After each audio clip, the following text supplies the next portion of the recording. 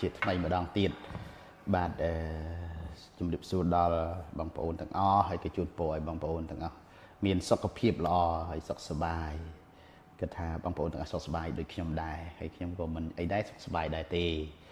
បាទចំណុចមួយនេះក៏សូមខន្តីអធិស្ឋានបើសិនជាមានការខុសឆ្គងបាទសូមការយោគយល់ប៉ុន្តែក្នុងនាមកូនខ្មែរបាទទាំងអស់ក៏ដើម្បីជួយដល់រដ្ឋាភិបាលជាគំនិតជាការយោបល់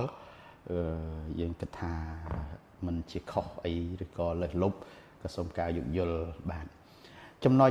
ដែលខ្ញុំចង់ជម្រាបជូនគឺតកតងទៅនឹងការចូលរួមជាយោបល់ក្នុងការកែតម្រង់កងទ័ពកម្លាំង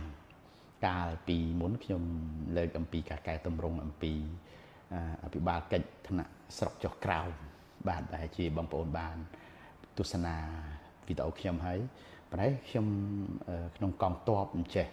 ដោយសារតែខ្ញុំវា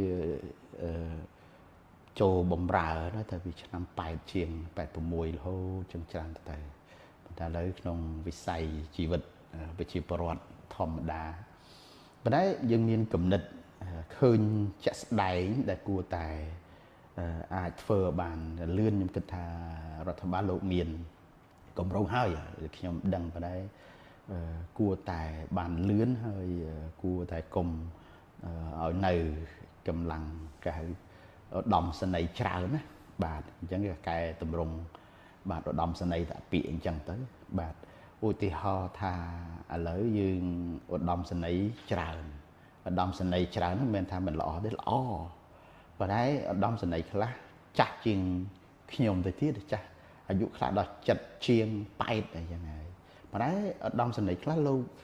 70 80ប៉ុន្តែខ្ញុំមិនលើកចង់ឈ្មោះទេប៉ុន្តែបងប្អូនដឹងគាត់មាននៅកម្លាំងធម៌ពលប្រាជ្ញាបទពិសោធន៍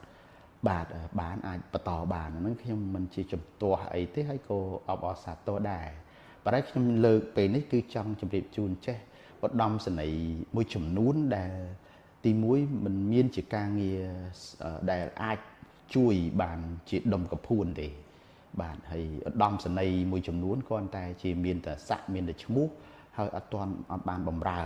យកប្រាជ្ញាយកកម្លាំងហ្នឹងមកជួយទេវាមានអត្ថប្រយោជន៍ច្រើនណាបងប្អូននៃរដ្ឋាភិបាលលោកខ្ញុំឃើញច្រើនបាទខ្ញុំឃើញខ្ញុំមិនចង់ខ្ញុំរាប់បានតែមិនហ៊ានរាប់ទេប៉ុន្តែគាត់ថាលោកមានរដ្ឋាភិបាលលោកមានផែនការអស់ហើយ